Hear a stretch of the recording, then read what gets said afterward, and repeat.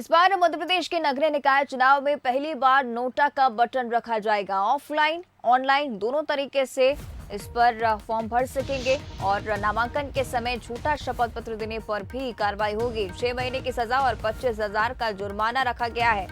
नगरीय निकाय चुनाव का हम जिक्र कर रहे हैं। पहली बार नोटा का बटन आपको देखने को मिलेगा। ऑफलाइन और ऑनलाइन दोनों ही तरीके से आप फॉर्म भर सकेंगे और नामांकन के समय झूठा शपथ पत्र देने पर कार्रवाई की जाएगी।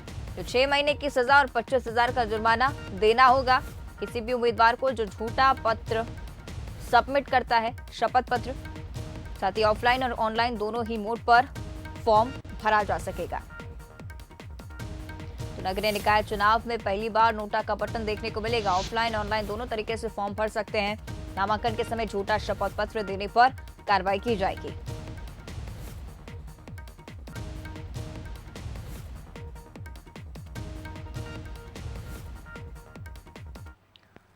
इस पर अधिक जानकारी हम लेंगे सहयोगी सूरज शर्मा लगातार हमारे साथ लाइव जुड़े हैं, उनका रुख कर लेते हैं। सूरज, तमाम गाइडलाइंस निकाय चुनाव को लेकर नोटा का बटन होगा, ऑनलाइन ऑफलाइन मोड पर शपथ पत्र भी सबमिट कर सकते हैं, क्या कुछ जानकारी? और देखिए बिल्कुल, इसलिए बार जो नगर निकाय के चुनाव हो रहे हैं कल घोषित हुए हैं और कई नवाचार उसमें किए जा रहे हैं। खासतौर से इस बार नगरीय निकाय चुनाव ईवीएम से होगा। तो ऐसे में कहीं ना कहीं अब जो मतदाता हैं, जो जनता है, उसको एक मत का अधिकार का प्रयोग करने का एक नया मौका मिलेगा जिसमें नोटा का बटन होगा। यानी वो चाहता है, इस तरीके से लोकसभा विधानसभा में ईवीएम से मतदान होता है, नोटा का बटन होता है। यानी कि आप चाहते हैं कि किसी भी उम्मीदवार में से किसी को भी मतदान नहीं करना, तो आप नोटा का बटन दबा सकते हैं। ऐसे में एक नया ऑप्शन के तौर पर ईवीएम में नोटा का बटन नगरीय निकाय चुनाव में प्रयोग किया जाएगा। इसके साथ ही बात करें ऑफलाइन या ऑनलाइन दोनों तरीके से ये फॉर्म भरा जा सकते हैं, लेकिन ऑफलाइन फॉर्म भरना जरूरी होगा। यदि आप ऑनलाइन फॉर्म भर रहे हैं तो ऑफलाइन की एक कॉपी जरूर आपको, जो आप निकाय चुनाव में यदि उम्मीदवार हैं तो आपको जमा करनी होगी नगर निगम में,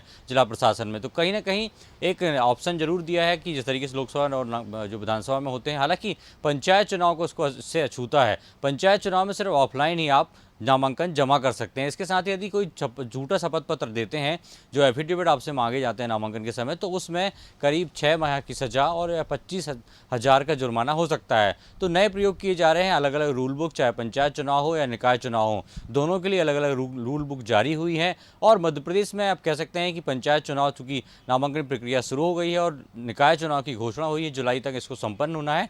ऐसे में कह सकते हैं पूरे प्रदेश में पंचायत स्तर पर, जनपद, जिला और नगरीय निकाय में आचार संहिता भी लग चुकी है। ऐसे में निर्वाचन की आयोग की नज़र भी है और कोई भी यदि कार्यक्रम आपको करना है, सार्वजनिक कार्यक्रम, कोई रैली, जुलूस या कोई धार्मिक आयोजन है, तो आपको उसको निर्वाचन आयोग से जो परमिशन है वो लेनी होगी। तो नए प्रयोग किए जा रहे हैं। खासतौर से इस बार यदि मतदाता को अपना उम्मीदवार पसंद नहीं है, चाहे पार्षद हो, महापौर हो, नगर पालिका अध्यक्ष हो, तो वो नोटा के बटन का प्रयोग कर सकता है। अवंतिका, बिल्कुल, यानी कि कई सारे नए प्रयोग निकाय चुनाव को लेकर और कई नई गाइडलाइंस भी इसमें ऐड की गई है निकाय चुनाव को लेकर। शुक्रिया आपका सूरज इस पूरी जानकारी के लिए। तो इस बार नोटा का बटन रखा गया है, साथ ही ऑफलाइन और ऑनलाइन दोनों ही तरीके से फॉर्म भरे जा सकेंगे।